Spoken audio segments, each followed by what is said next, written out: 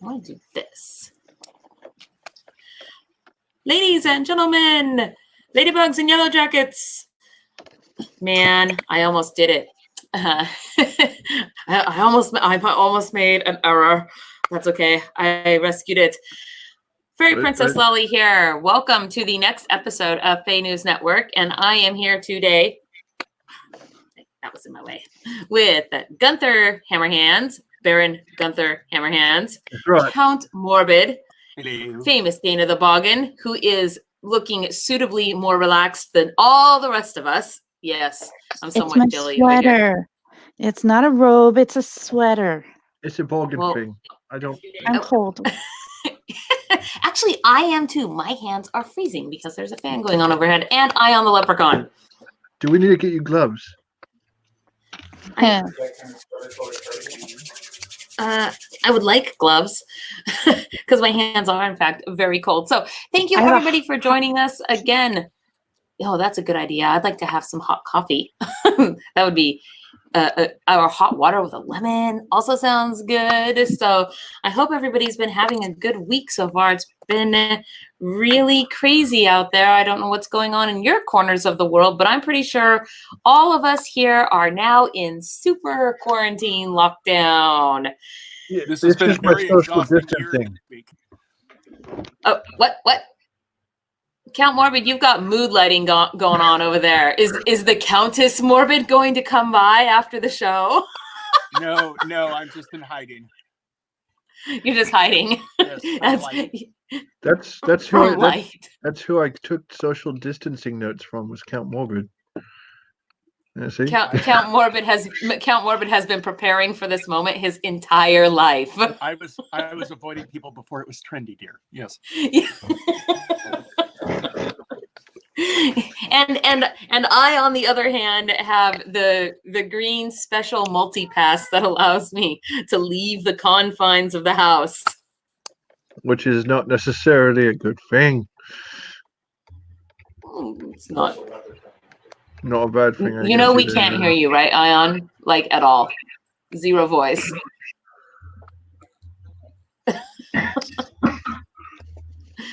So sorry. It's like,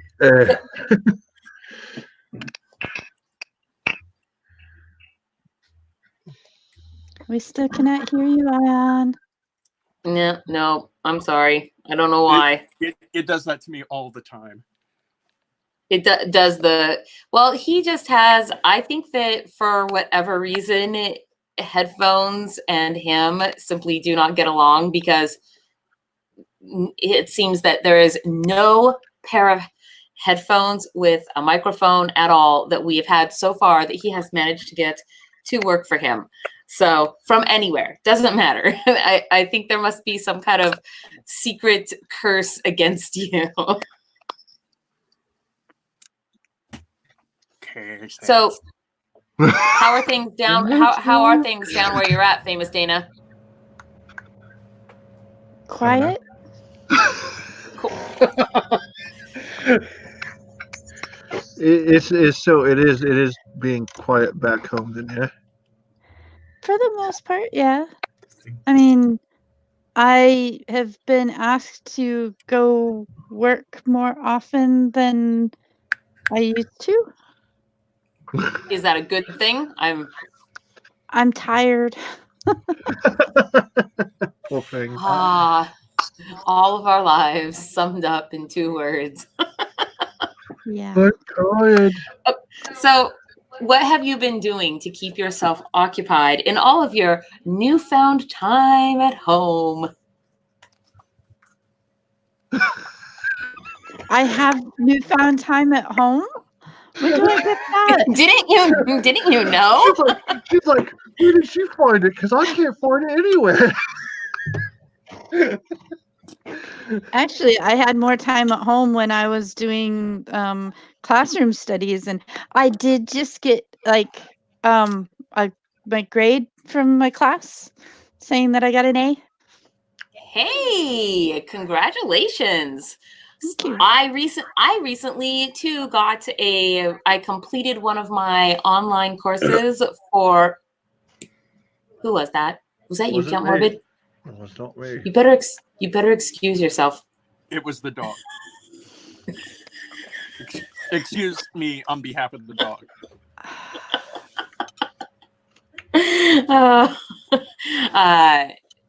No, for Hedgecraft. So I guess we're both on a roll with the academics, except yours is probably more academia than mine is. Well, mine was drawing house plans for houses. Definitely. And how to build houses. So, yeah. Definitely for certain then. What about you, Gunther? What is your new favorite activity now that you have all of this spare time stuck inside? Well, since I learned to read, I've been trying to read. Other things you do, you whittle, you play games, you talk to. I've been talking to a lot of friends to make sure they're okay and their families are all right and things like that. It's been like the most important thing because I have a lot of people that I know who are socially kind of like they like to talk to people, and if they can't, they're like. They get depressed. Check on your extrovert friends, you mean? Yeah. Yeah. Did I just see a kitty? Probably. She got like 10 of them. Is that it was a huge kitty, and I was like, wait a minute, Was it brother? What? Doesn't look like it's supposed to be a huge kitty. That kitty was a little kitty. Oh. Yes, Cuters Patuters was up here with me. My silky kitty. She's kind of big. Her long annoying cat. That thing. Long. Is a very long cat. She's a very long cat. Like it is. She's long and lithe, and she is a ninja who loves to jump all over my books and knock things off my shelves. And yeah, she walked across my desk at one point when I had her over here, and fell right off. So she just walked, and I'm like going, "You okay?" She looked at me and she started cursing. I could tell she was cursing because her brows. She's like, "Really, dude?" Did her ears do this? Like their ears go like this, and then they sometimes do helicopter ears where they just kind of go flat and straight out because they're really unhappy. Yeah, it's like, do you really had to say something there? Did you? I think Count Morbid's voguing. What are you doing over there, Count Morbid? I'm trying to grab the Patreon symbol. I'm trying to grab the gilded. Oh no. Is this your subtle way of reminding me to remind everybody out there watching us at home? By the way, hello, everybody. If you're watching us from the Book of Faces, please remember that you need to give StreamYard permission to see your name. Otherwise, you are all Facebook user to us. Hello, and Facebook please give us the likes and subscribes and shares and help get the word out there. I'm actually really, I'm really excited about the near future here on the channel. Strangely, this whole scenario has allowed us to use this as a platform to help displaced vendors and musicians and authors. So we have a lot of new and different content that we've been able to schedule. And the next thing coming up will be on Friday, where we are having the very first live author reading from an indie author that is out there. I think it's a paranormal gothic romance. That's at least one of her series. She has several, so that's at least one of them. And I don't know which book she is going to choose for herself. It's kind of a surprise. So. But that is the next thing coming up. And then on Sunday, we are having our very first episode of the Handmade Home Shopping, where we're going to just feature a series of vendors who are going to be showcasing their wares. And I'm really excited to do that for the first time. So, and then we are in negotiations somewhere, which I was going to talk talk to you about, Famous Dana, because I thought you might enjoy it.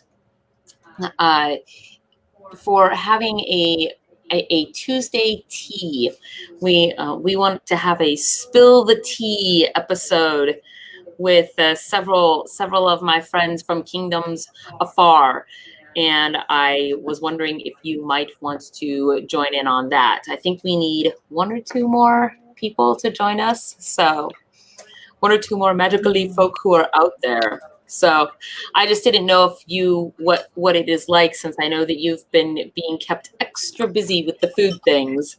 So I mean, I suppose I could ask Count Morbid. He might have a teacup. I was still waiting for her to bring teacup. By the way, do you know what goes really well with tea? Yeah, candy. You know, what rhymes well or goes well? Goes well with tea. Yes. What goes? Ice. Ice goes well with tea. Iced tea. This is my Scones teacup. and jam. Scones and jam. Good Lord. Remember last week? Scones. How could I forget? I really want to eat those scones and jam. It was strawberry vanilla jam and scones delivered to your door. That is not a teacup, Gunther. See, yeah, it's pinky out. It totally is. Pinky out. Pinky out makes it a teacup. That's how you know. That's how you know. If you can put a pinky out as a teacup. Flower. No, sad flower, don't be lost. Okay, so I was going to say, so there is a story behind your teacup. Get the teacup back out. Tell us the story. Yes. Put that away. Now show it. I look, you have to admit that is a little bit like me, right? You know, come here, go away, put that down, pick it up and hand it to me. You know, it or that or on your purse. That happens too from time to time. Well, you're supposed to tell us the story of how you got that thing. Okay, so right. There's a thing that Fairy Princess Raleigh likes to have at events, places she goes, and it's a tea party. Things, Count Morbid. And I was learning to be, the proper etiquette for tea parties, and during the process, because apparently this is a very important process and very, very detail orientated. So much so that a baron has to learn to do it, otherwise everybody looks at him crazy. She doesn't tell you that everybody's looking at you crazy because your teacup is this big. I inevitably end up with a teacup that big. No lie. I think it just looks that big because your hand is like this big. I held it with my pinky. There are pictures somewhere of this happening. That's because your hand is like this big. Well, if it was Canterbury, I might have the pictures. But so, Lumina, taking pity upon my soul, walked up and stuck this right in front of me and said, "Here's a proper teacup for you," and it was full of orange, sugary goodness, which is why I don't have teeth anymore. And I thought you didn't have teeth anymore because of a battle with a bridge troll. Okay, so that's what started the whole cascade. Right? There was that bridge troll doesn't exist anymore. With a bridge troll. Oh my goodness, with a bridge troll. Yeah, well, the bridge troll got beaten so bad he's now an internet troll and hiding his face from everybody. That's what it is. Oh, so it is possible to be an even lower troll than a bridge troll. Uh-oh. Right. It's an internet troll, and it happens. Is there anything lower than an internet troll? Not really. Give me time and I'll think of it. Overly attached ex-girlfriend? Oh, all right. Well, there's going to be a test next week, Count Morbid. What is lower than an internet troll? I would suggest leaving that also to the commenters, but I feel it might go bad really fast. So the thing is that I got sorry to butt in, but to add to it, ever since she's been making me do the pinky out thing because of tea, I do it when I drink anything now. So I'll be here sitting here having some water. I'm like, and it just the pinky doesn't go down anymore. It's like that happens to lots of people. His training is taking to him well. Yeah, that's what it is. Dana was joining you. Famous Dana was joining you. She held up her cup in salute. That's some solidarity right there. Indeed. Solidarity. Yes. No, that was actually kind of fun. We were out today at the market, and we saw another person who was similarly minded. What with the all of the going to fairs and festivals and whatnot. So we passed them our information, and oh, I have a kitty down here. Did you know? Oh, hello, kitty. See, yeah. Gave him the sign. Solidarity. Meow. No. Yeah, a meow meow. It's my silky cat. She likes to lay on top of me if she can, but now obviously she cannot. So I'm really excited to do the drawing tonight because we have over 50 entries for the drawing tonight. I'm excited. So, whoa, that's a lot. Yes. That's a lot of people. I'm surprised that Famous Dana did not. Ooh, that's cool. Yeah. Man, look how easily distracted I am. Yeah. As I try to use light to show the other light. So I recently acquired this from a store of hardware. And again, amusingly enough, having the lights off is probably a bad way to see it, but it was lovely decorated to look like metal. And it's a flashlight theoretically. Which I won't turn that on. A torch. A torch, yes. Oh, that's bright. Yes. But obviously, I feel like I might get quite a use out of it. Are you over there doing magic tricks? I figure like this will be lovely for events if we ever have them again. Can you do it and make it into a green balefire then? Magic trick doesn't always work, Gunther. But yes, no, I feel like this lovely torch or the lovely lantern effect is lovely and also lovely. It's an orange lantern. It is, and I'm wondering if there are more of them that you can acquire because they would be amazing around the encampment and in the hollow. Yes. Should we talk later? This one was 13 leaves. If I see them cheaper or find them cheaper. That is because I'll spend that kind of money on me, but not on you. The thing is, when you're trying to find things like that, it's often good to go to the jungle, the Amazon jungle thing. Yes. And they're always hidden there somewhere. Well, they are probably available for cheaper somewhere else. Yes.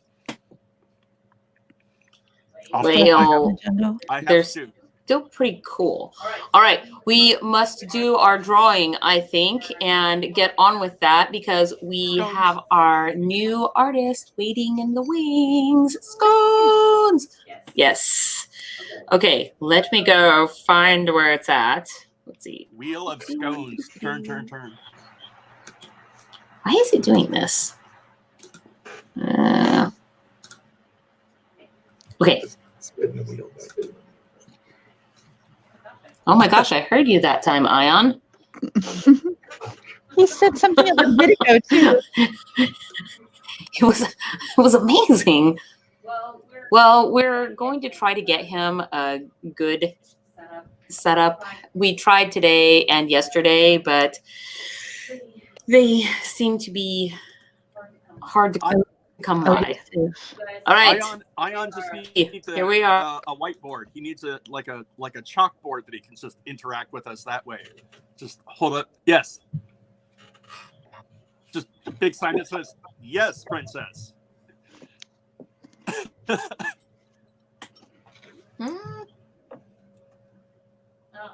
Ah, there it is. Okay. On your marks, get set. Delay. I know. It's kind of weird, huh? What is happening? Goodness gracious. What is happening right now? It has so many names, it's going slower. The names are weighing it down. The names are weighing it down. All the ink on the wheel. That sounded like Ion. It was It Ion. was Ion. Ugh. I don't think Ion actually exists. I think it's a myth. Like, yeah, I'm not sure that I leprechaun? believe in leprechauns either, to be honest. Yes. Better Oh, that way. It's going down. Clap if you believe in scientists.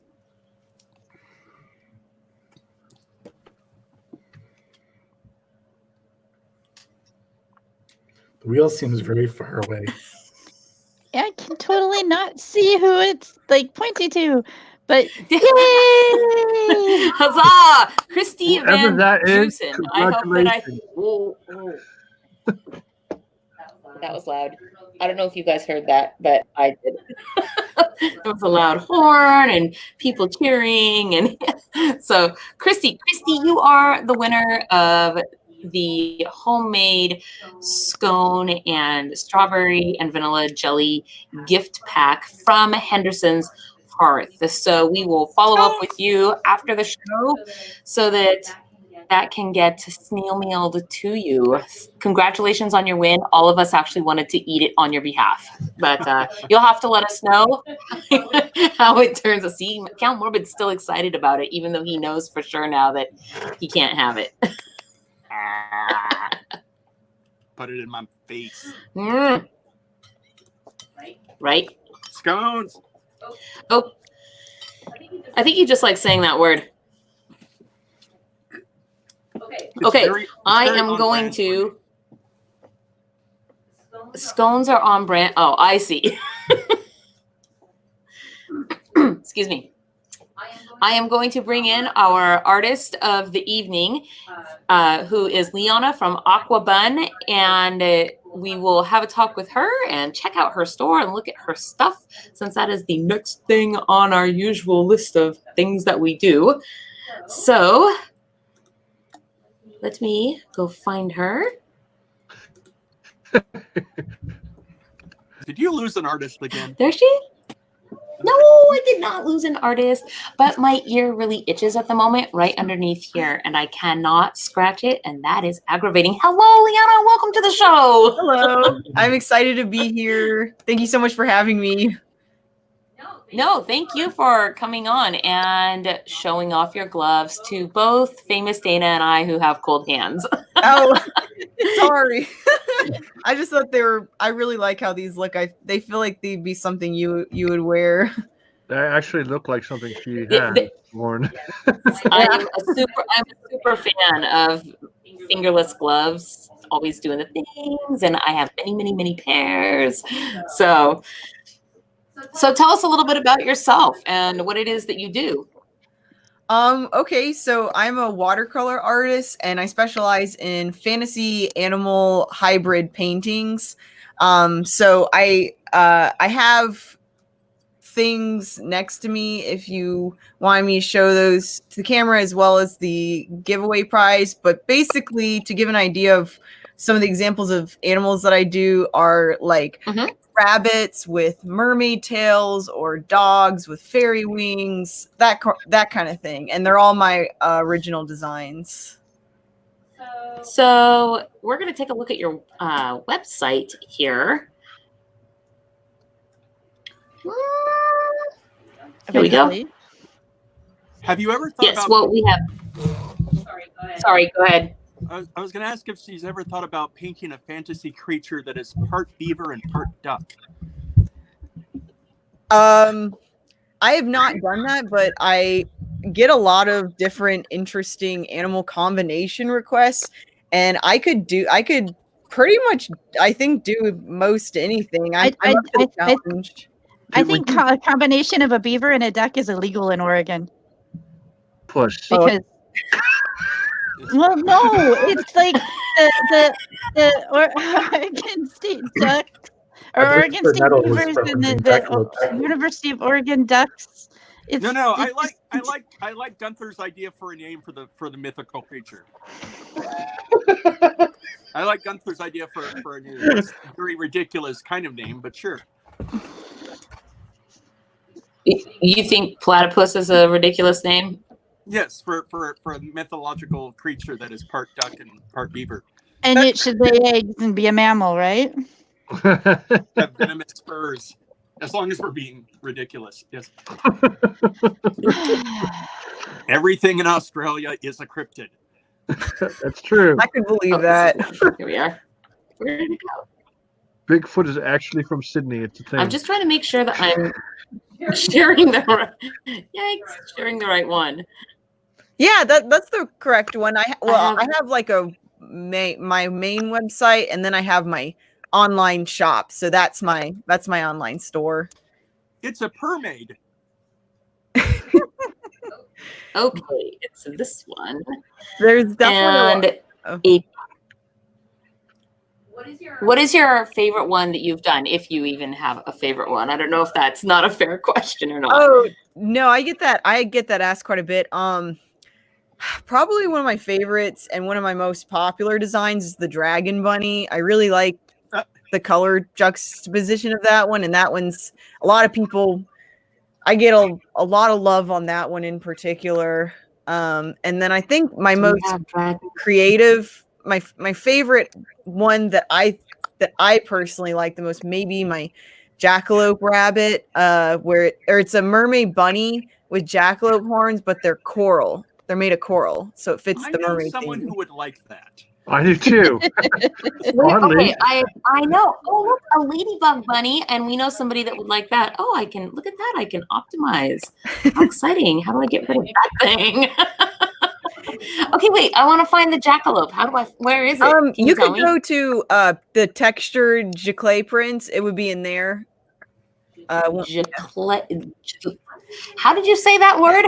It's like Jackalope. It's like a fine art print. So all the prints in there are made of textured watercolor paper.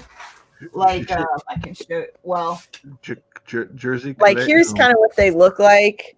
I don't know if you can tell, but it's printed on textured, so it's like actual watercolor paper. So it makes it a little nicer. Let me see if I can make you big. I'm big. Yay! Now let's see the paper. Now we can see the paper because you're big instead of a little tiny little icon. Oh, that chair is amazing. I actually was just thinking the same thing. Oh my chair. It's like The serious space chair. fancy like video game kind of chairs. It's really comfortable. I believe it. If it's So for video games. Hold the paper back up. Oh sure. You have a whole set there, don't you? It's like you've done this before. Like here's another one that is upside down.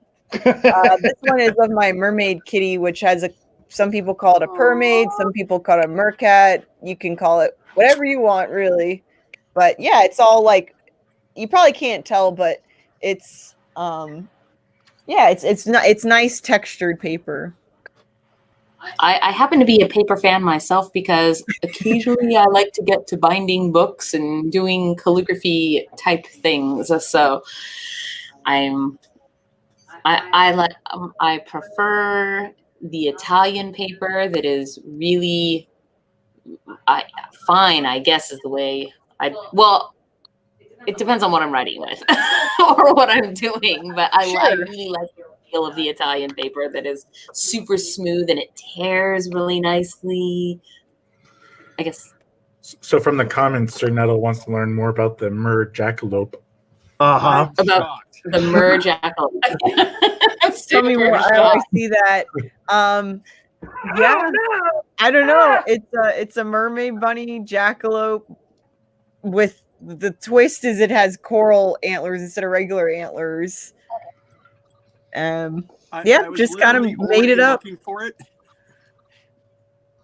Okay, I'm gonna try to find this. I really want to see this cute little. Now, so on your website, you have a section that talks about your inspiration. Can you tell us about your inspiration? Sure. So, well, when I first started getting into watercolor, I had pet bunnies at the time. I do not anymore. Unfortunately, they're just a little too impractical to have as pets, as much as I love them dearly. And so I had them around the time I started doing watercolor, and I would paint the bunnies, and I paint a lot of different things. And it's hard for me to remember, but I just as far as the mermaids go, I have been obsessed with mermaids since I was 3 years old. I've been drawing since I was 3 years old. I've been into fantasy. That is just my thing. I love all things fantasy, and that's just continued throughout my life. So the whole thing I started was the Mermaid Bunny specifically. Just combining my love of the two creatures. I think I found it. The coral jackalope. Yes, that's it. Yeah. I don't know. That one doesn't get as much love as some of my other designs, but I personally like it because I don't know. I know someone who loves it. I in fact already found it and sent Sir Nettle the link, and she thinks it's adorable. Oh, thank you. Okay, awesome. so my mom. I like how we can all say hello to her. Yeah. Hello, Mom. Hello to your mother. That was really nice of her to tune in. Yeah, sorry, one of our fairy associates happens to be a jackalope with glowing horns most of the time, so she is very excited by this. Yes, and I love the fact that it's got these cool pearls that go between the coral antlers because wasn't Sarah Nettle wearing some kind of cool when we went on the mystery train ride? Oh, no, I think they had like a lights. Yes, no, not the train wreck. I think she it felt like her train wreck. No, I think she had glowing.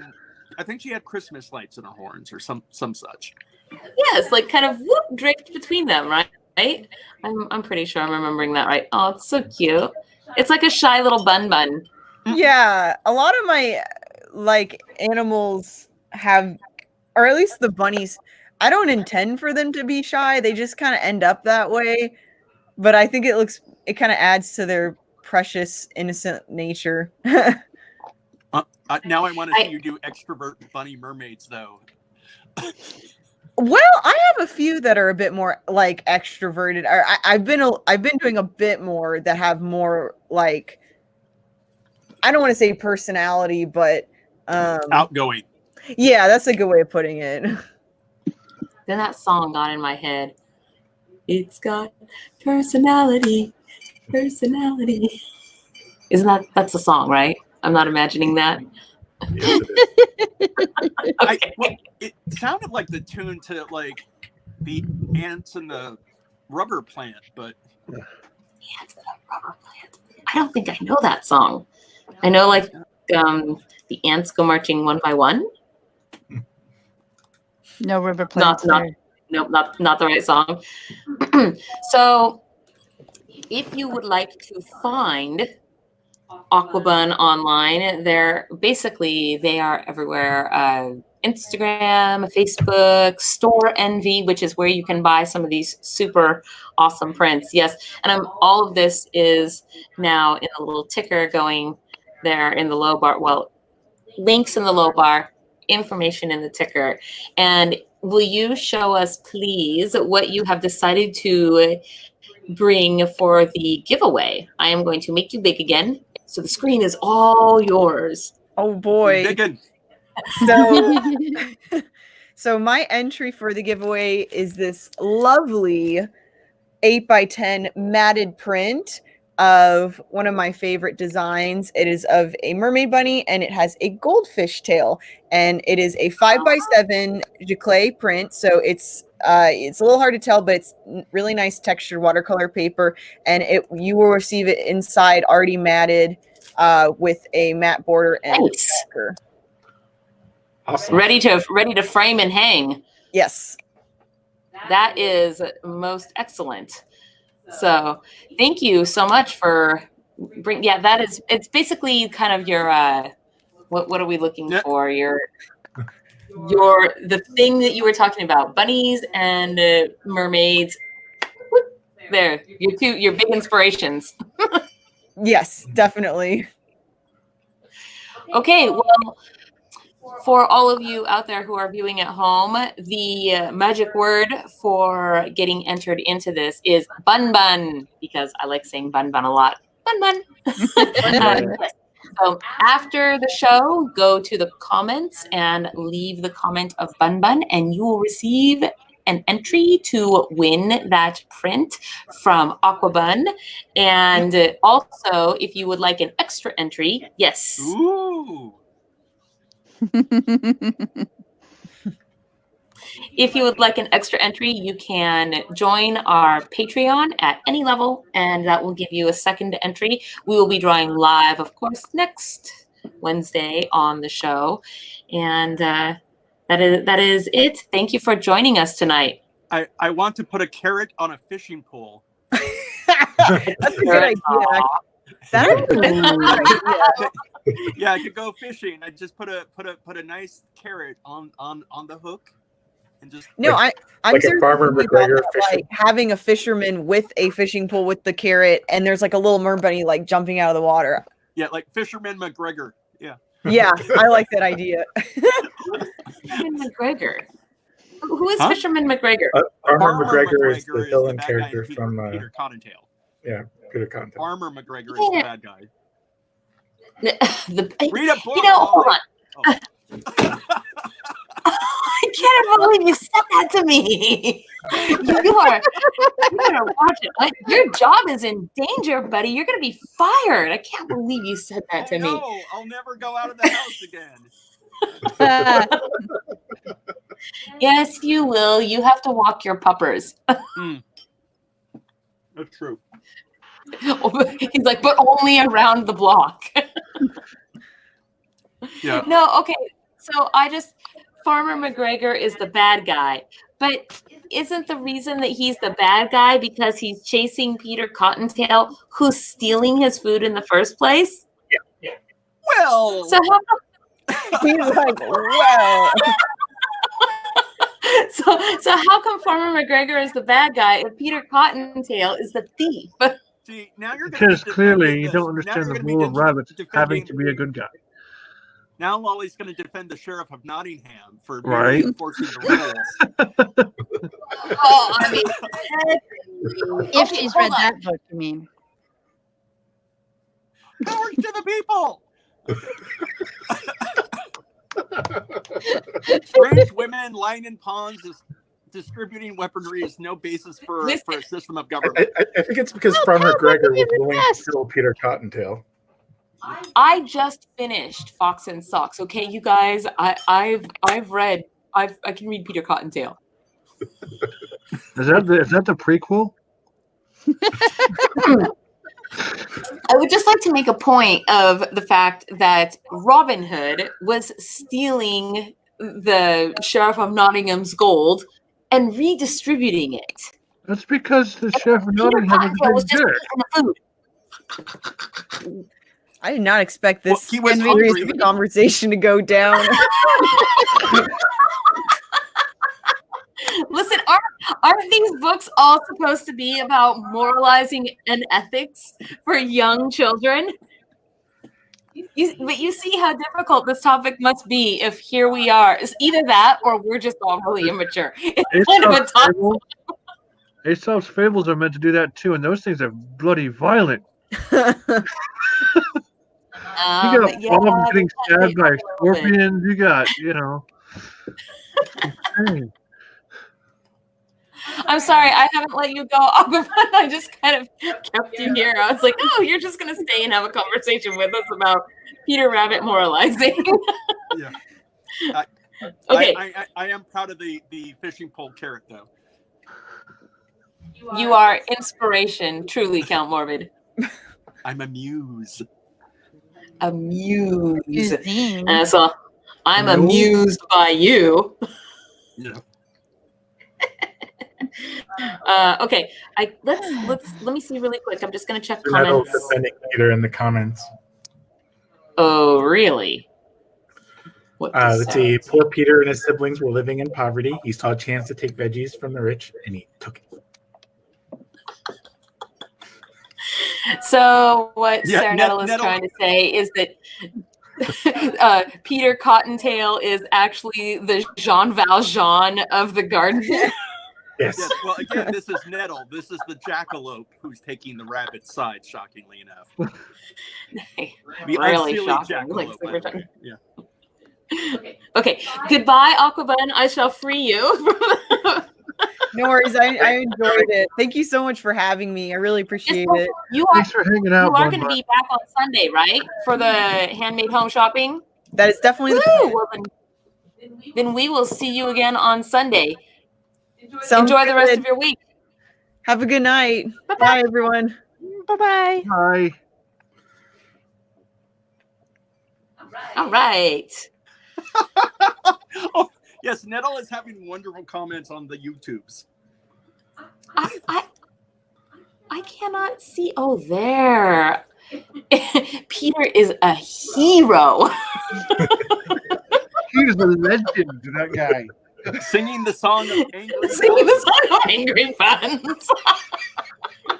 You know, that's it, Sarah Nettle. I expect now for there to be a filk of the song of Angry Buns. In fact, I might even want there to be an illustration of Angry Buns to go along with it, which is really close to Angry Scones, I'm sure. Yes. Sing me the song of your people, Sir Nettle. Oh, man. Oh, wait a minute. You actually meant bunny buns, not buns like bread buns. Or not like the third option either. No, no, not those buns. I do not want to hear those buns singing from anybody. There Is are that- is that the ones that go with angry milkshakes? buns. There are a lot of angry buns right now. Okay. Toasted angry buns, apparently. Nettle says they feel like they can do either of these things. I feel like the challenge is on. I feel like The Nettle needs song to. of the angry. I feel like we should have Nettle on here. If she's going to be so much commentary over there, maybe we should just get her in front of a camera. Because she's so shy. Right. Really shy. Me too. Well, in the past, I think that Nettle has had obligations in the human world that have prevented them from being here. Could be wrong about that. The human world doesn't exist anymore. I thought you knew this. There was some. They got She drunk still on some remembers the beer. long, Everyone long got ago time. sick. It's been bad. Okay. I It's been thought bad. Nettle had electronic issues, like the thingy that wouldn't thingy, and so she switched to the other thingy to talk to us on the Discord channel. Whoa, your jargon's already lost me. The technical terms, There's way too many I'm thingies lost. involved. The Discord is the human version of what we call the hedge. Nettle is disguising whatever they're doing as work right now. Yeah, I can't believe you took Farmer McGregor's side. I did not take Farmer McGregor's side. I merely inquired. It's not the same thing. I don't know. I think it kind of is. No, asking a question is not the same thing as actually taking the side of. I can play the unseelie advocate. No, you can't. He's the unseelie advocate.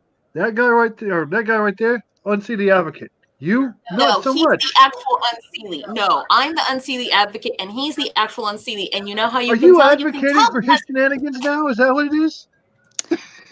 Are you how you can saying tell it on that Peter Rabbit is This guy- unseelie? No, she. It's all a Puka trick. The fact that I'm trying to A defend Puka Count trick. Morbid. A bloody Puka did this. I know it. I believe the Sir Nettle is claiming Peter Rabbit for the Unseelie and Farmer McGregor for the Seelie. So. Oh. I don't know how I feel I have about problems with this. I think I have Oh, problems. yeah. Peter Rabbit was a No, rule. this is one of those situations where I'm like, I'm just not going to get involved. He was always getting in trouble for losing clothes. Yeah. Peter Rabbit was? Yeah, with his mom. It's been a long time, but I've got all of them on my shelf. I can actually see them from here. They're right up there with the 2 other books that I own. Only 3 books? You want to try the numbers again? Because I know you can read more than that. Sorry, Princess Dolly, I learned to read. Now you need to learn to count. Well, at last count, which was 3, almost 10 years ago now, I had over 1,000 books. Yeah. And if you consider that I easily buy more than 10 books a year, I mean, I don't know. There's times where there's times where I carried out 10 books in a session. That's what I'm saying. There are times where I buy more than 10 books in a month. Now, I don't actually read more than 10 books in a month, but I do try to get around to them eventually. And yes, now that I have copious amounts of spare time, I actually don't have copious amounts of, no, I don't. Although I am excited to say that because we're supposed to stay in and not go out as much, then one of the things that I have been doing less of is running to the post office. I mean, not actually running, I take the Land Dragon. But because of that, I have decided, and with a little bit of nudging from one of our viewers, I decided to pick up reading The Dwarves again, which is a novel, a fantasy novel, and I'm excited to get back to that. It's strangely one of the ones that gets more clicks than everything else on the channel. I mean, top clicks. And I never know what to think of that because it's one of the first books I tried to read when I first started reading. And just never go back and listen to your first work. It's bad. What? McGregor didn't mutilate Peter Rabbit. Did he? I thought he I thought I remembered a story where somebody lost their little fluffy tail or something. That was Peter Cottontail. That is Peter? That's the same rabbit. Yeah. Peter Cottontail lost his tail at one point, didn't he? No, he just got punched in the head. Making me want to read Watership Down because of No, that. he just got bopped in the head, that guy. Book. Oh, he wanted to. Oh, hold on now. Now you're just projecting. You are speculating. Objection, Your Honor. Speculation. Farmer McGregor used the gun. It's an objection, Your Honor. She's in crazy. fact, shot at Peter Rabbit. Did he actually? Yep. She was drunk at the time. I do not think that's okay. This is after, of course, you think farm implements didn't work. No, I think Peter Cottontail is the song. I think Peter Rabbit is. Yeah. No, Bunny Foo Foo is the song. Yeah, little Bunny Foo Foo hopped through the forest, getting field mice and bopping them on the head. Yeah. I wasn't singing it, but I was saying it, and you guys were doing the hand gestures, and that was really weird. Yeah. Peter Rabbit and Peter Cottontail are separate individuals, I think. So, Okay. is that also a hero of the Jackalope kind? Is little Bunny Foo Foo the terrorist of field mice? The field mice know what they do. I don't want to see you scooping up the field. Yes, on the head. yes. If he doesn't, yes, then down came the good fairy, and she said, "Quit committing war crimes." I don't want to see you like that. Mice is putting them out of my head. 3 chances. So I'm reading the synopsis, and apparently one of the books, McGregor steals Peter's clothing. Like his. Yep. Which book is it? Which book is it?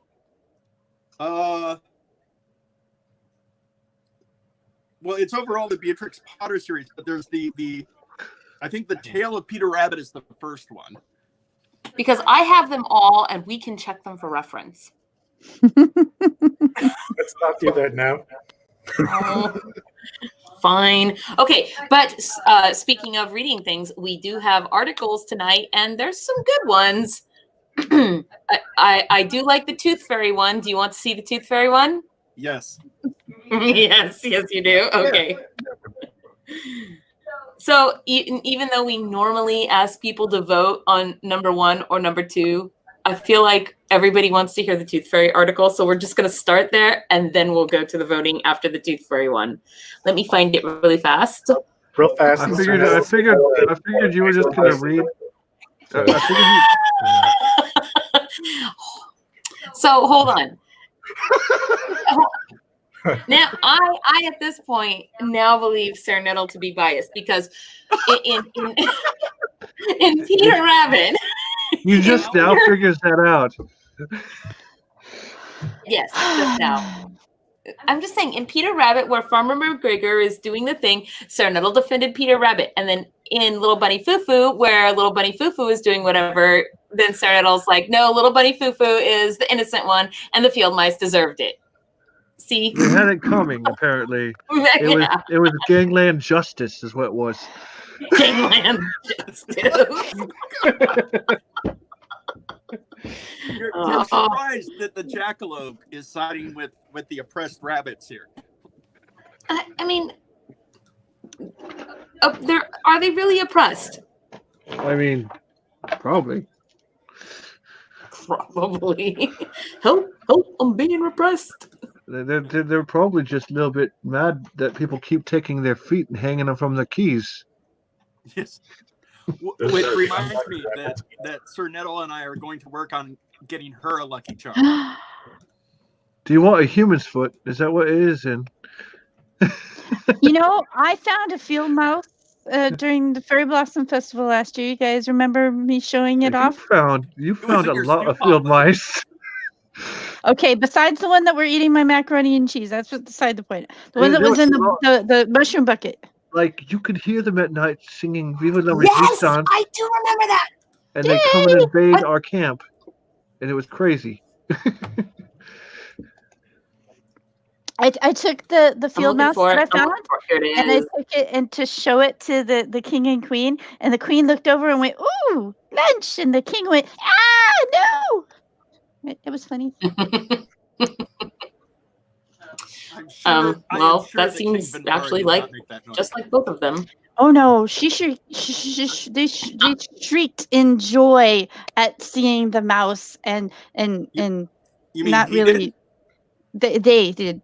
One shrieked in joy for like one thing, and the other shrieked in joy for the other thing, and yeah, the one was like, "Oh my God, no, it's a live thing, get it away from me," and the other one was like, "No, it's a live thing. It's going to be lunch," and you know, I decided not to have the field mice over there anymore. That's a lot of craziness. No eating field mice. Bopping him on the head. All right, here. There was no bopping. Wait, what? Okay. We are Echoing. There's a weird delay tonight for everything. I don't know why that is happening. Could be a virus. Ouch. It says that it's sharing my. Oh, there it is. I Okay. see it. You know what, Count Morbid? You were the one who was originally objecting to even bringing that up, and now, and now here you are. I'm a terrible person. No objection. All right. Well, for once we agree. Yeah. No. Yeah. Okay. Here we are. So, Tooth Fairy in quarantine. Argentina makes exemption in coronavirus lockdown. Okay, so I used to go on those cool merry-go-rounds. I don't know. Spinny thingies. With my brother all the time. But In they say Buenos lady, you're Aires. too old to do this? Oh. I'm too big. I've been too big to do that for a while. In Argentina's nationwide lockdown to stop the spread of coronavirus, one magical being has been handed a presidential exemption. The Tooth Fairy. Presidential? I want a presidential exemption. From Argentina? President? I mean, Argentina. sure. Or the president of the book club. I don't know. Yeah, it's funny. Tooth Fairy allowed out. Easter Bunny, not so much. Santa Claus, he's doomed. Let's see. President Alberto Fernandez earlier this week ordered all but essential workers to stay home and off the streets. But he was forced to amend the list of exceptions after receiving a message from the mother of a 7-year-old boy who had recently lost his first tooth. Dear President, I need to ask if the Tooth Fairy is among those exempted from quarantine. Joaquin has lost his first tooth, and we don't know if we should leave him a letter. We can't find the tooth. We don't want to cause the Tooth Fairy problems or for the police to detain him.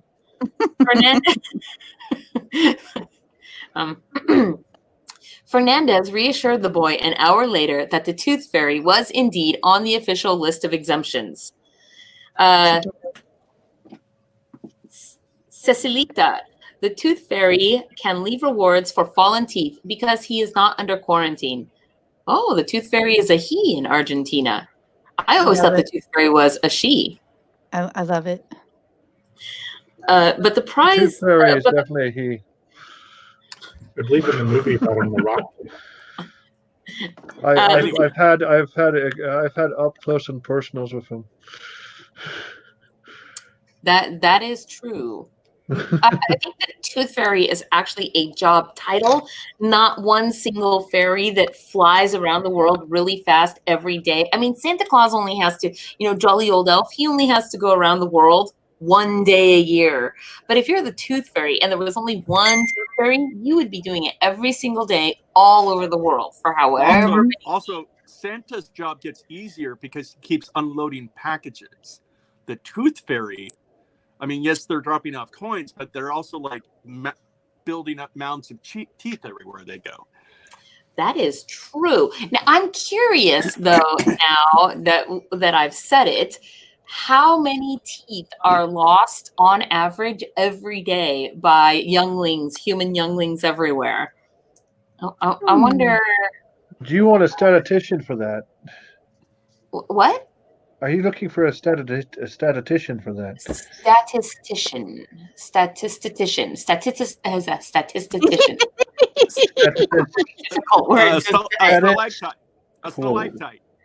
A stalactite. A stenographer. A stenographer. Stegosaurus. How can you tell the difference between a introverted statistician and an extroverted statistician? The extroverted statistician is looking at other people's feet. What?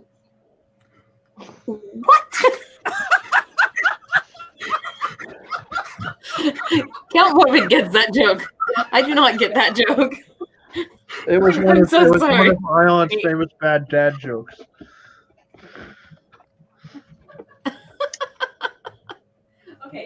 Okay, here we go. Back to the article. Let's see. Joaquin should leave the tooth beneath his pillow and enjoy the prize, Fernandez wrote on Twitter. Aside from the Tooth Fairy, Argentina has also exempted key agricultural and export industry workers from the lockdown and allows people on the streets to buy groceries and medicine and for urgent medical needs. Wait. I don't think... Okay, so that's about the end of that. We all know now that the Tooth Fairy is out there legally collecting teeth. In Argentina. We don't know. In Argentina. Yeah. Here in the Kingdom of Storms, they're on lockdown. Gunther will have to tell us if they visit. Yeah. I had to go visit them. I have to go visit them in what, a month? It's like a month from now. Yeah. Hopefully. You have to visit Argentina in a month? No, the Tooth Fairy. Oh. Oh, the tooth. Oh, I wasn't So- listening. I'm so sorry. So we need to make sure the people who come and ask about the census are asking about lost teeth too, right? Right. That's right. So if they do not have fairies on the census, are we allowed to write that in? Yeah. I was like, duh. I mean, you get to write your race into the thing, right? The census.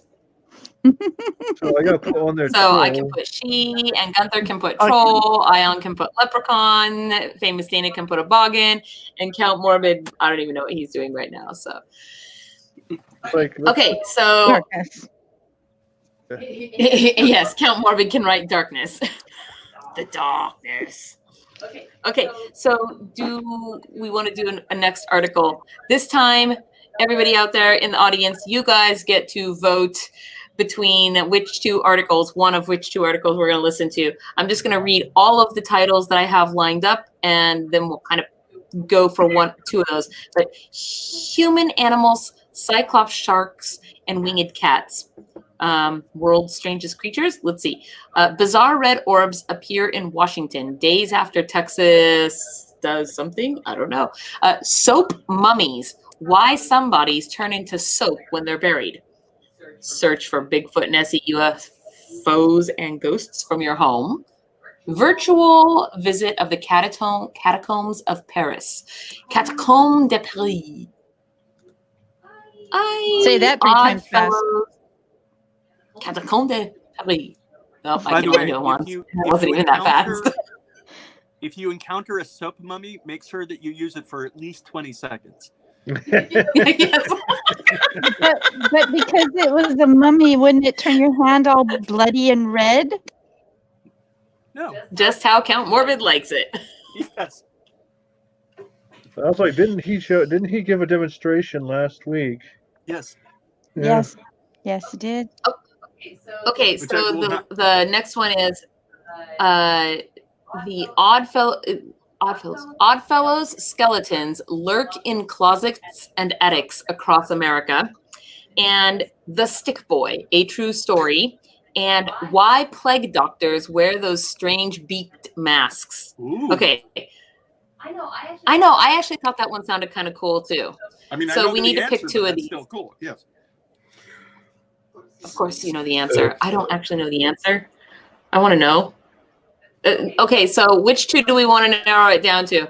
Le Catacombes de So- Paris. So we already got 2 votes for soap mummies. Oh, you?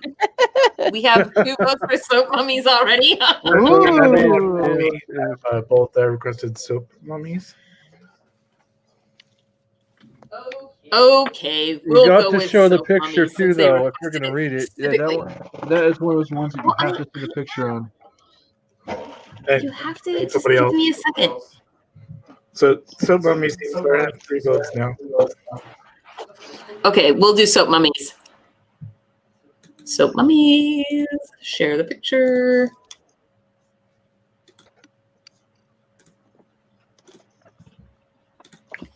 All right. Ew. Can you guys see it yet? Yeah. What in the world? Well, It's a soap mummy. it's disgusting, is what it I've never seen a is. soap mummy before. Looks more like a soap bunkle. It looks more like a carbuncle. I think it looks like a soap elephant man. So, soap mummies. Why some bodies turn into soap when they're buried? Uh-oh. Lies, all lies. Well, I was like, Is that like and we're You done. couldn't help it, could you? is that like the percentage of people who when they taste certain foods it tastes like soap instead? You mean cilantro? Yeah. I don't know. So death is a mysterious part of life. The only certainty is that when you die, the elements will take a toll on your body. If you choose to be disposed of through the rite of cremation, your body will dissipate into smoke and ash. Those who wish to be interred in a cemetery will decompose through the aid of insects and bacteria. Left in a dry environment, as the ancient Egyptians were fond of, flesh can harden and mummify. And on very rare occasions, under just the right conditions, your body may turn into soap. Slippery beginnings. A chemical process called saponification, or making into soap, is at work in these instances. People intentionally use this process to make soap out of vegetable oils and animal fats. Typically, the triglycerides in the fatty materials evolve into soap through the help of a chemical component such as lye or sodium chloride. But when saponification happens to humans, it's generally not on purpose. Fight Club notwithstanding. Bodies that end up in water or soil with the right enzymes can have their fat turned into wax.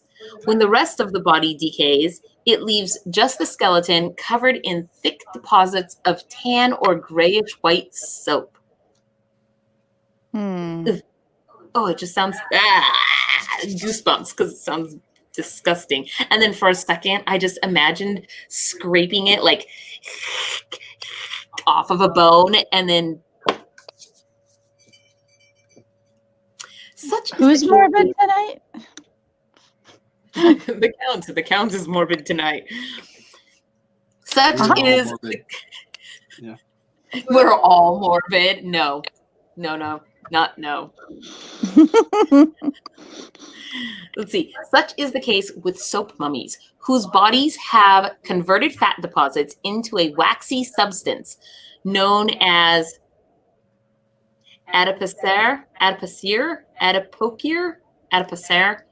colloquially called grave wax or corpse wax. This material generally forms in environments that are warm, wet, devoid of oxygen, and in the presence of bacterial enzymes. Oh, like inside Count Morbid's head. Yes. Let's see. Basically, in its formation, putrefaction is replaced by a permanent, firm cast of fatty tissues on internal organs and the face. I wonder how they discovered this in the first place. That is so gross looking. Oh my god. Somebody's like, hey, my hands are dirty. I don't know. Let me go rub the corpse. That is definitely disgusting. It looks like someone who used to be fluffy. Bigger guy. Okay. While ostensibly any body has the potential to become a soap mummy, these oddities are rare. Two of the most famous are the Soap Lady, displayed at the Mutter Museum in Philadelphia, and the Soap Man, displayed at the Smithsonian National Museum of Natural History in Washington, D.C. Both specimens were exhumed from the same Philadelphia graveyard in 1875, as construction on a new train depot required the removal of grave sites. Water had seeped into both of their caskets, bringing alkaline soil with it and preventing the bodies from decaying the way most buried remains do. Well, I kind of want to click on Soap Lady and see what it comes up with. I sort of want to, this isn't the screen that's being shared, and I may or may not share it because it could be too scary. It might be a neat picture. Dun, dun, dun. Yeah. You can't see it, right? No. No, okay. I have to specifically share it. On your face. What? Well, you're looking at it. Okay, here we go. Where was I? Construction, new train, water seeped. Yes. Okay. While it can be off-putting to see a human body turned into soap, or just a dead human body, period. I'm just saying. You've seen one, you've seen them all, right? Anthropologists can learn a lot from these specimens. Since the clothing is typically encased in wax, the fibers are better preserved, giving scientists information about when they lived, and their bones are intact within the fatty material. Technology like X-rays and CT scanners can analyze the bones, helping to determine their age at death.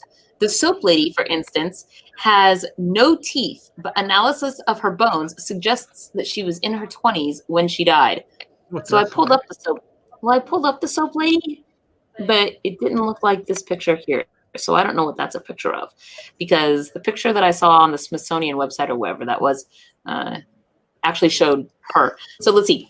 Different processes of decay can be strange and unpredictable. Soap mummies represent one of the strangest fates for bodies of all. So if you want to leave behind a scientifically beneficial yet squeaky clean corpse, oh yes, very squeaky. Be sure to request saponification before your interment. Okay, now I'm gonna see if I can. Because we can totally share the picture. Well, it's not as if it can happen on, right? Like they specifically make it happen. Well, if you put your mind to it. Okay, so it's actually your fat, so you you put your stomach to it. I assure you, the brain doesn't has say fat. that it's sharing the screen. Your brain has fat in it.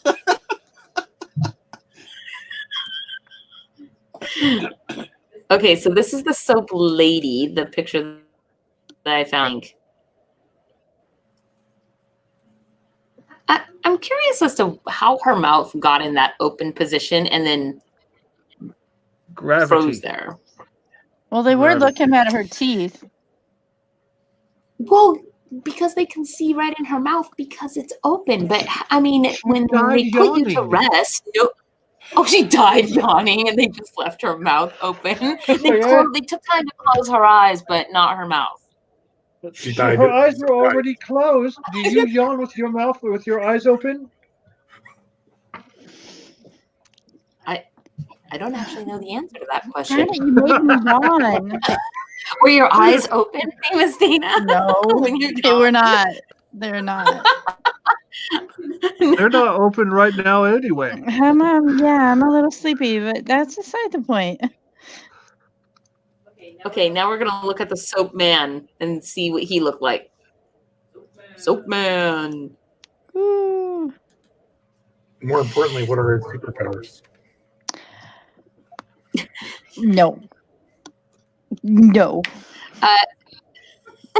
His superpowers are keeping you from viruses at home. He can slip around. Yeah, you only have to worry about what's on a centuries-old mummy. His superpowers are that he cleans up crime. That's a motto.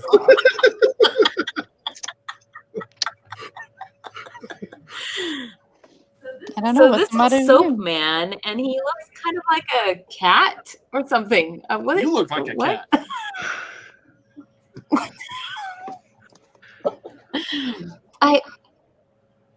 I'm actually.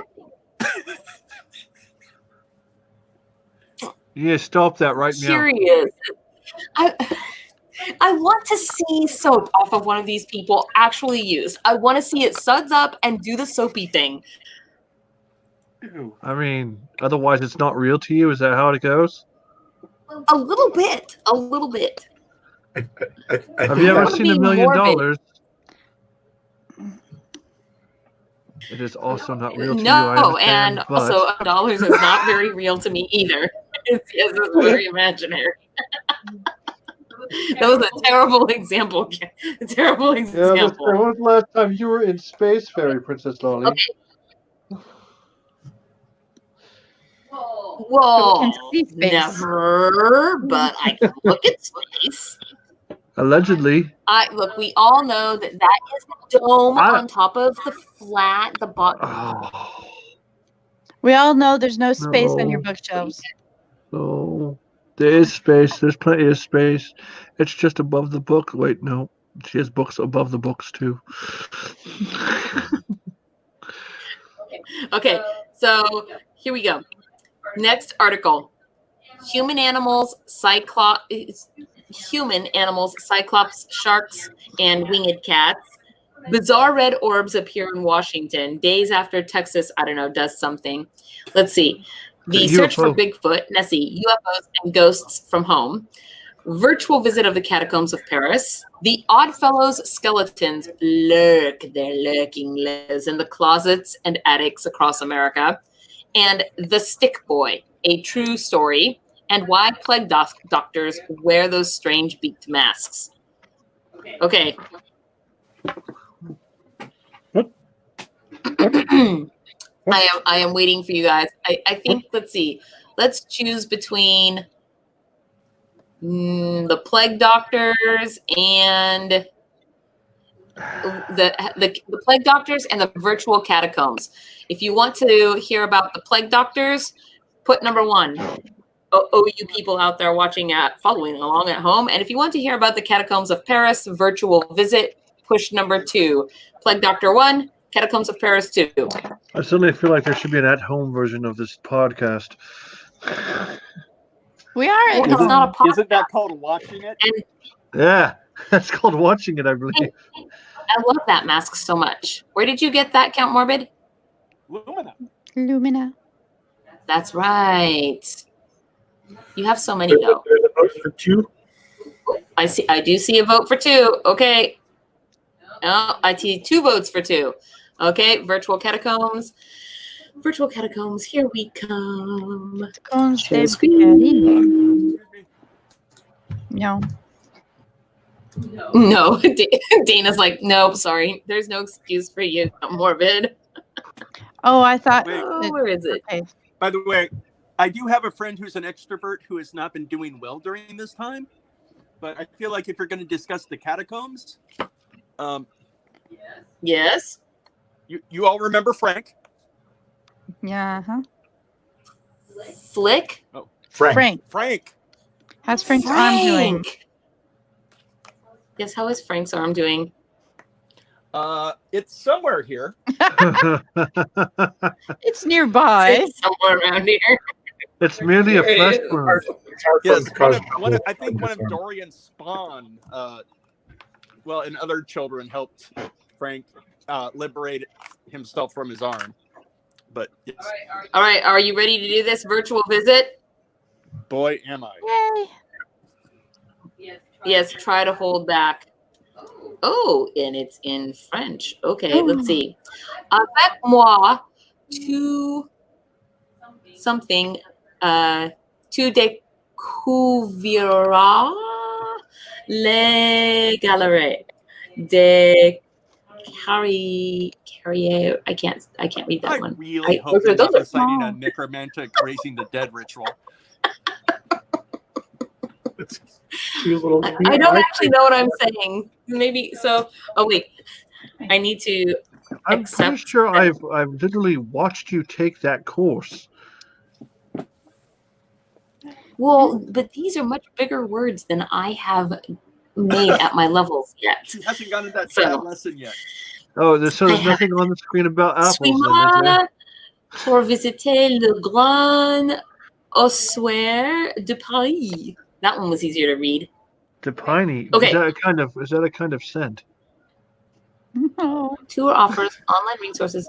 I guess maybe I'm supposed to click here. Okay, I clicked it. Nope, Isn't it that didn't a work. video or something right there in the middle? Wait, virtual visit. Here we go. Access the virtual visit. Here we go. We're looking at it now. I think. I was going to say perhaps we Okay, should wait, have it's arranged for a charging. French speaker. Whoa. Parlez-vous les English? Neat. Je peux parler un petit français. You only speak a little bit of French? Mm-hmm. Yes. Look at me. I knew what you were saying. Cool, you guys. Either that You or were just- she's hugging a bunch of petite French people. Oh, it could be that. Or she just wants a little bit of French You get fries. moved. It could have been that. Ooh, ooh, ooh. I didn't mean to do that. I mean, I did, but I didn't. Okay, I'm. Okay, you're flying this thing all wrong. Okay. She already has her flying license Like- taken away.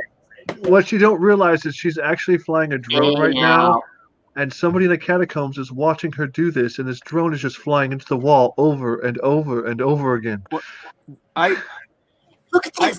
Where did these ancient people get this alien technology? They were thousands of years ahead of their time.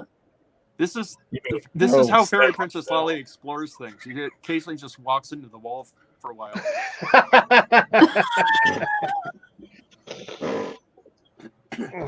Are we questioning how people from the Stone Ages worked with stone? No. We're questioning how they work with electricity. It's not funny. Okay, here we go. Oh, wait. That's not working. I'm trying to go down this hall. Well, then go down the hall. But I don't. Trying. Onward That didn't work. and upward. Maybe I can't. Maybe it just. Oh. Ooh. Oh, I see. So there's pictures, and you can do a 360-degree Okay. look around everyone, with the pictures. Make sure you have your seatbelts on. The exits are here, and here. They're everywhere. Look for soap. Look for soap, he says. Look for soap. You know, I'm starting to feel like this has been a very morbid episode of the Fairy News Network. Why do we need a handrail? We're not actually there. Well, Ooh, look, I can zoom in. Ooh. On what? The handrail is there because there's a handrail there. Her moving around this I don't know what camera this thing is is, but I'm making me going to try to nauseous. zoom in on it. She's still learning the controls. Gotta learn how to fly this I thing. think Huh? I'm doing okay. It's a Huey, not a Klingon warship. This is the port of. Is that what that's supposed to be? Okay, so who here knows something about the French catacombs? Do you actually know something about them, Count Morbid? Can you tell us? Not a lot. That's cool. Or at least the last time I learned anything about them, it's been a while. I vaguely recall. Well, and for you, that probably means something. You're ancient. Yes. I mean, I believe they were just sort of built over time and added to. I suppose I could Google the darn things. Paris itself is a very old city that's built on limestone, and so it's very difficult to bury bodies normally. I wonder how old.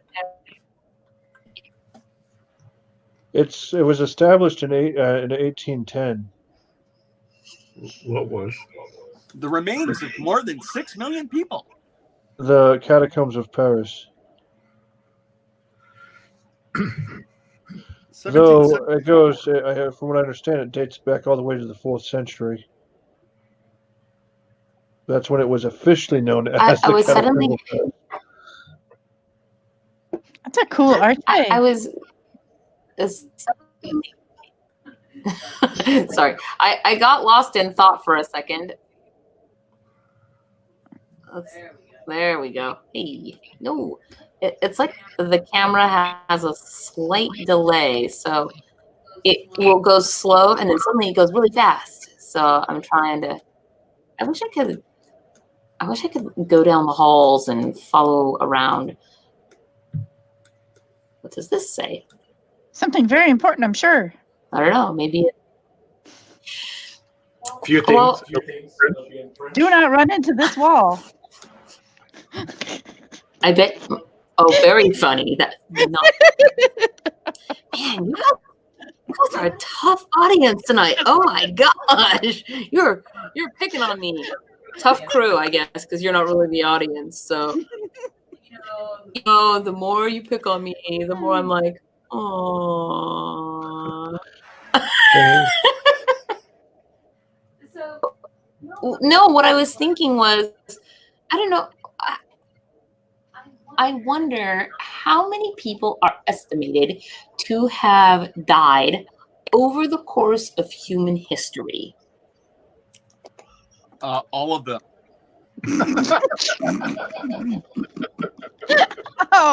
At some point or another, he's not wrong. I believe it is. Well, it's less than the current population of human beings today. And the current population is what? More than the dead ones. So less people have died than there are people living in all of human history. That doesn't seem less right. People have died.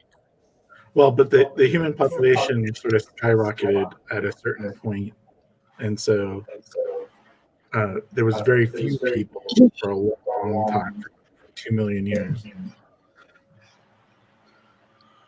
And then come the advent of the skyrocketed. That wall looks like it has a texture of a box of cashews. It's bones. Oh, then it is about a box of cashews. I am never going to eat cashews again in the same way. Thank you. Thank Actually, you you probably will. so much. And I love cashews. They're my favorite. No, you I like want to know what hazelnut. that bone is, though. I mean, it's Skull? the same bone. Is it a neck bone? Is it a... It looks like femurs to me. Oh, the ends, it does kind yeah. of look like a femur, doesn't it? Ooh. Yeah. I mean, Good call, Ion. that's around the one. chewy part from the drumstick, isn't it? Yes. Well, you can say that again, Gunther. That's the chewy part from the drumstick, isn't it? Yes. Yeah. The chewy part of the drumstick. But you guys see the texture design that I see, right? That I think it looks like cashews. I ain't Yes. Okay. I'm more like- And I wish. Take it back. Take But it back, Tina. Oh wow, that is a neat looking view though. How'd they have them all decorated like in the yeah. I've heard they rearrange them on a regular basis, actually. Be quiet.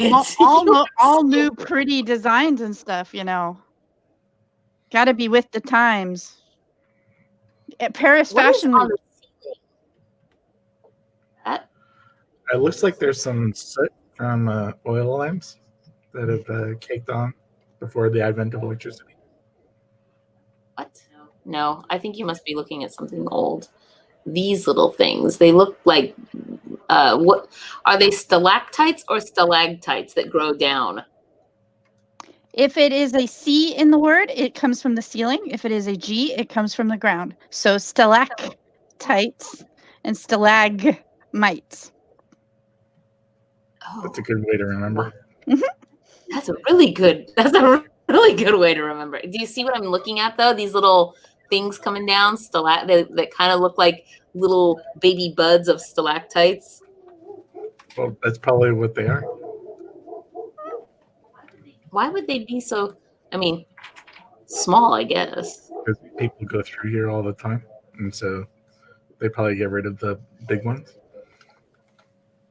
It could be the wonder- inconsistencies in the cutting Burn tools. fire. I wonder if they still add people. I wonder if you're rich enough if you can have your bones interred here somehow. You would have to be so I first. wish. I wish. By the way, Fairy Princess We Lolly, knew. the puppy is about to get her nightly tribute. What do you mean her Bones? nightly tribute? That is the last picture. Well, if you go full screen real quick, I'll show you. Bones. Okay, She gets hold on. bones. That was the last picture of the catacombs of Paris. So that was actually super cool. I've only been to Paris once and I did not go see the catacombs. So now I kind of wish that I had. Okay, hold on. Count Morbid, where are you? I'm pretty Puppers? sure There's a still puppers? be there. Come here, baby. Come here. No, right here, right here. Come here. Come here. Sit. Right here. Actually, one second. Stay. Oh, Puppers get I eyeballs. see evil-looking glowing eyes. The dog is possessed. I just think it's hilarious that his dog is in black and white too. Uh-oh. What is she getting? Whoa. Treats. Carrot All the treats. treats.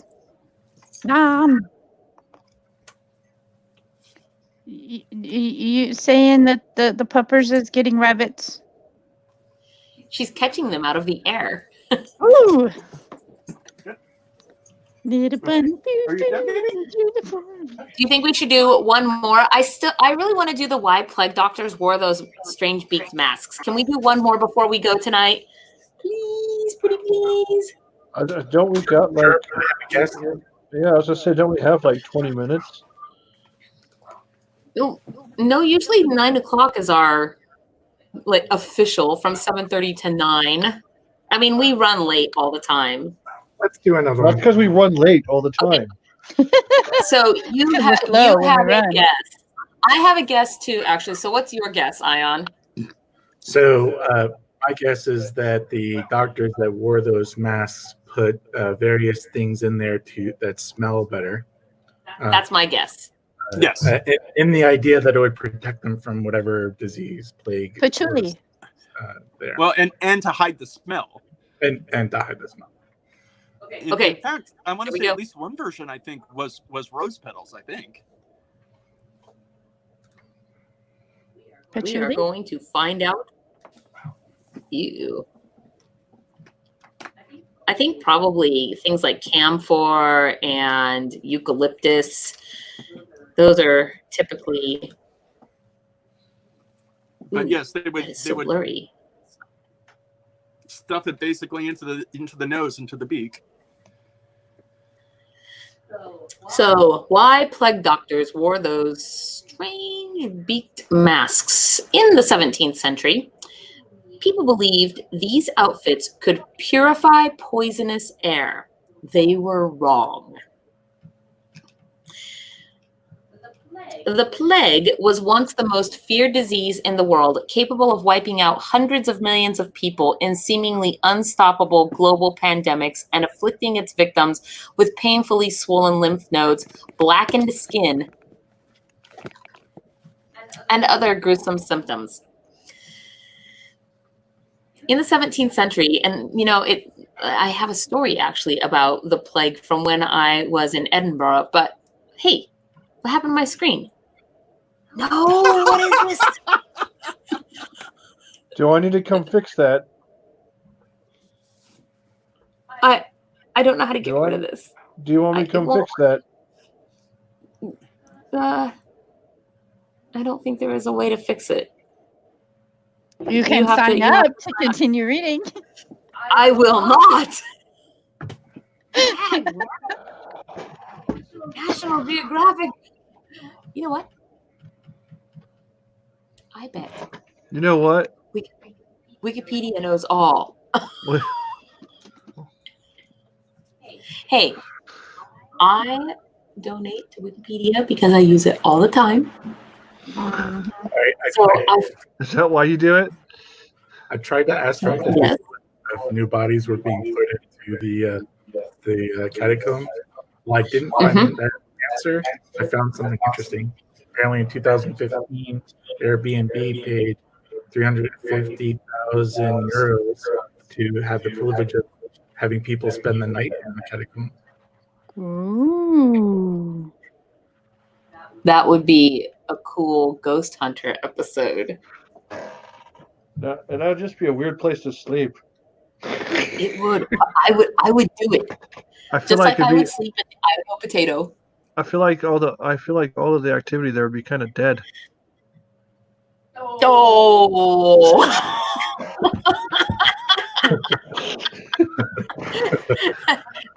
That was a good one. Okay. Oh, well, If you do stay there and Fooey, drink some water, it's probably bone dry.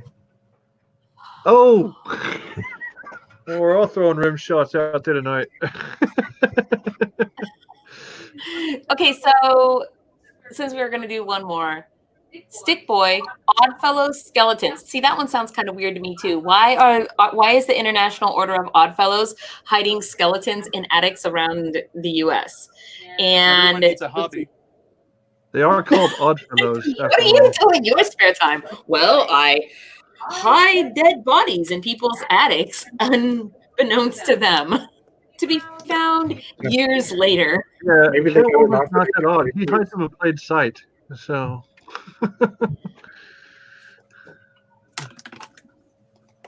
I feel like I read something about hiding a fake skeleton under your porch if you have ground under your porch, or like if you build a back deck, first bury a skeleton there. That way, years and years and years down the road, when you have sold your home and somebody new is there and they're trying to put something new in, they dig up a skeleton and they're like, and they wonder what it's all about. I mean, that's a good practical joke.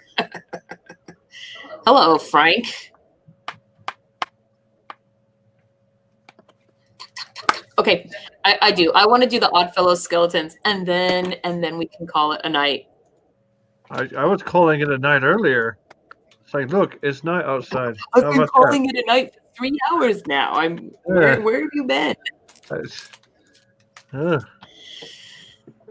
The skeletal legacy of Oddfellows lurks in closets and attics across America.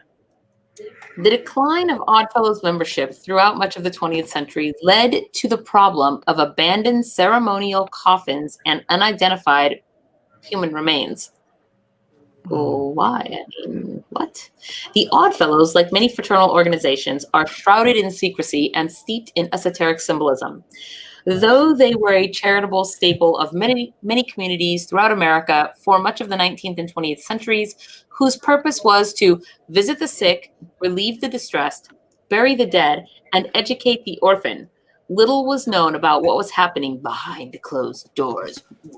Dun, dun, dun. The first Oddfellows lodges were documented in London in 1730. The fraternity spread to America when the Independent Order of Oddfellows, IOOF, was founded in Baltimore in 1819. Geez, almost 100 years later. Industrialism after the Civil War brought with it the golden age of fraternalism, when as many as 40% of the adult population in America belonged to a fraternal. Or 40%, if it's fraternal, how can that even be? That's basically saying almost 100% of men. Unless they're saying that women were also a member of fraternal orders. I just feel like that math is bad. The Great Depression. Like that's totally against that word's meaning. The Great Depression and other contributing factors eventually put an end to that, though, when membership was no longer a luxury many could afford. Years of declining memberships saw many Oddfellows chapters across the country closing their doors. That's when people started finding skeletons in closets, attics, and beneath floorboards of defunct lodges, cryptically emblazoned with the letters FLT inside 3 interlocking rings. Were these remains of members who didn't pay their dues? Were they Oddfellows robbing graves? Was it ritual human sacrifice? FLT. That totally spells ritual human sacrifice. Ritual human sacrifice. You have to wonder why these people are buried beneath the floorboards of lodges as opposed to in classic graves, right? Maybe. From the night. Maybe. Do you have a hypothesis as to? No, they said, why do we even have to wonder? And I'm like, well, no, maybe I don't wonder, but it's interesting. I don't have to wonder at all. Let's see. From the Knights Don't tell me what to do. You're not my mom. Lord, I hope not. Yes, indeed. Formed around 1119 AD, to modern-day Freemasons and other fraternal orders, their philosophies and practices have always been closely guarded. Images of beehives, peculiar handshakes, the all-seeing eye of Providence, and various macabre reminders of our ephemeral nature, such as skulls and coffins, adorn their walls and regalia. Rumors abound of rituals involving bizarre pageantry performed by none other than upstanding and respected citizens, business owners, and politicians, though few have ever actually witnessed them. Members pledged to forever conceal and never reveal. But the secrets and obscure imagery weren't intended to be frightening and sinister. They represented various principles and teachings that, in the early days, were used to protect the order's resources from outsiders who might try to take advantage of them. Initiation into the Oddfellows, the poor man's masonry, involved a ceremony in which... Why are you laughing? Just the poor man's masonry. I was like, damn. Involved a ceremony in which the pledge would come face to face with a skeleton in a candlelit room to contemplate their mortality. I feel like this is what Morbid just made all of us do. unwitting to all of us. I mean, I'm sorry. Did you want Frank again? No, we've seen Frank already. modern. Not unless he gets more chatty. We tried to get him to keep his pinky up during tea last year. I find it strange that this is the thing that they use to contemplate their mortality. It seems as if, one, there's no way to tell whether or not somebody's contemplating their mortality. But two, if that's what I was specifically supposed to do, I probably would be doing something else, like looking at the skeleton and trying to decide whether or not it was an actual skeleton or not an actual skeleton. But I Painting probably wouldn't, makeup on it. I probably wouldn't be thinking about my mortality, right? Many other things could make me think about something like that. And sometimes just because mortality is an interesting thing to contemplate, even though I'm pretty sure I am, if not immortal, very long-lived. Very long-lived, like long angry? No. Okay. Hello, Mr. Skeleton. Would you like a pedicure? But to me, what is this quintessence of dust? Modern Don't go Hamlet on me. modern ceremonies use papier-mâché skeletons, but in the early days, there's the answer. They used real human remains. My contemplation would be short-lived. Come on, that was a funny joke. Oh no. No. Okay. As lodges closed throughout much of the 20th century, these skeletons were often abandoned and forgotten in the buildings where they had served in candlelit induction rites for decades. The result is a bizarre and ongoing phenomena of unsuspecting and sometimes horrified people unearthing human skeletons from dark crannies of old buildings around the country. Like everything else needed to operate a lodge, complete skeletons could be ordered from a catalog. Who the bones belong to or where they came from, however, remains a mystery. Some skeletons have been found with cleanly sawed craniums and are articulated with wire, suggesting they underwent autopsy and were then medically prepared for educational purposes. Some lodges have legends about a member donating his remains to the order. Anthropologists are typically called in to determine age, race, and gender. Once authorities are confident it's just another dusty old Oddfellow skeleton rather than, say, some long-forgotten cold case, then comes the next dilemma. What to do with 150-year-old unidentified human remains? Bury them. Make it soap. Make it Make it into soap. They're bones. Okay, so we use it for cashews. Ew. Although it would be kind of cool if they were used for art, right? If they went to some sort of artistic endeavor like the catacombs of Paris, that would be sort of cool. Yeah. I mean, or maybe that's just gruesome of me. Nah. Okay, here we go. They're already donated to display. Some states have laws governing the possession of human remains, so undocumented bones must be confiscated. In some cases, they are donated to local funeral homes where they are stored indefinitely. Other times, the community may choose to bury them, display them, or they end up in private collections and Halloween displays. Halloween displays. I feel like private collections and Halloween displays they're really far apart, right? And now I'm wondering every time I go out shopping at Halloween time, are those real? Are those Oddfellows? Or are they like Frank? Frank's an odd fellow. Yes, I want to know Frank is how. definitely not real because that would be illegal. I want to know how that varies from state to state, the possession of human remains. So can you have a skeleton that is actually used to be a real person's bones and Only in powdered form. but I mean, like, what variants does it have? It says some towns or cities display them instead of burying them. So what does the rules say? What are we allowed to do? Well, so I know, because I've done this, that it sort of depends on the bones.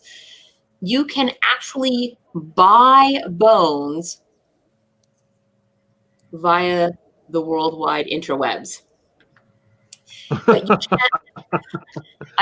It's not a joke. I actually had a customer who wanted me to make them a magic wand that used a human radius and ulna. I can't remember exactly which one it was. I got both of the bones, but I don't remember which one was actually used. Well, I didn't get the bones. They got the bones, but I asked them because I was curious where they had come about, I don't know, actual human remains from. And they told me they had bought them via the interwebs. And I guess that it is legal as long as they are not American. So, universities, not a joke.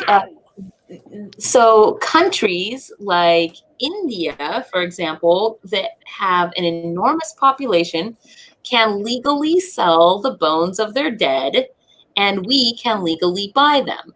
But in America, you cannot legally sell the bones of dead Americans, and I do not think that unless you are a medical or university type of institute that would be buying a human skeleton for study-like purposes, then those are the kinds of places that can buy them here, but not just the regular population.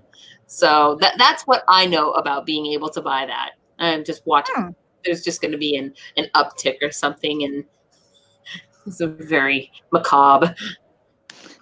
Look at that! Look at the fingers on that guy! Look at those fingers! Is it just me, or are we looking at like the skeleton of Nosferatu here or something? I mean, well, I don't think it's his full finger. I think it's part of the bones in the back of the hand too, and then the finger. That's why it looks like each finger's so long. Are you? Well, no, I'm not sure, but that's my guess. You can kind of count them, right? Like 1, 2, 3, and then here is the back of the hand, and then this is the wrist. Yes. Okay, I think you're right. Yay! I mean, not that. I love that she does that. Just randomly. Yay! Hey, you may be correct on this subject. Woo! You get so excited about being right about something. You know, I got excited when I went into the store and they had black beans, and I was like, "Yay! I can give my customers black beans because they're there." Today is also the first time that I have seen black beans in the store for a while without having to look for the one can way buried in the back of a shelf. Yes. You know what they had at Fred Meyer? What they have at Fred Meyer? Spam. They had spam again? They have spam again. Yeah, yes, Cameron. No, I was going to say Fred Meyer had Dana.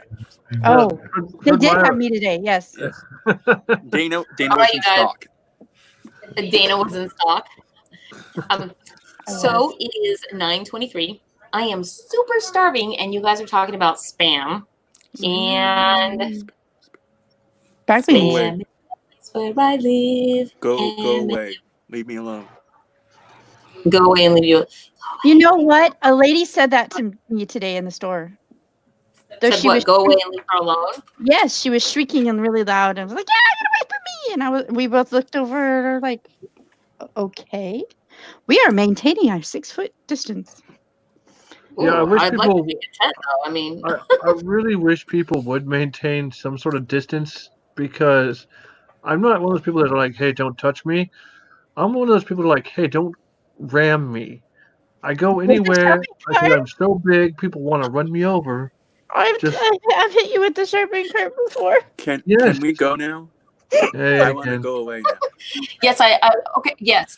Before you go, just a reminder to everybody, tonight's featured artist was Aquabun. BUNBUN is the magic word. When we are done with the show, enter that in the comments below, and you will be entered to win next week for it was a bunny goldfish watercolor that was 5x7 from Auquabun. Please go follow them on the YouTubes and give them the likes and the follows on Instagram and Facebook, and check out their store. Like and also, I think it's actually Store Envy. Maybe they have both. We were looking at Store Envy tonight, but also, if you would like the extra entry, so you want 2 of them because a maximum of 2, you can join our Patreon. And also, please remember to hit the like and subscribe button, share, tell all your friends, blah, blah, blah. We'll see you all next week for another exciting episode of FAE News Network. I have to do this again next week? Yeah, wait. Yep, you sure do. Fairy Princess Lolly, do you know how 90s you were just then? No, I don't, actually. You should watch it on replay. Welcome to the Disney Channel. Yeah. All right. Good night, everybody. We will see you next week. You boys. Have a good one. Drink 1 for me. Push the button. Drink 3 for me. I don't care. Button. Yes, I'm pushing the button.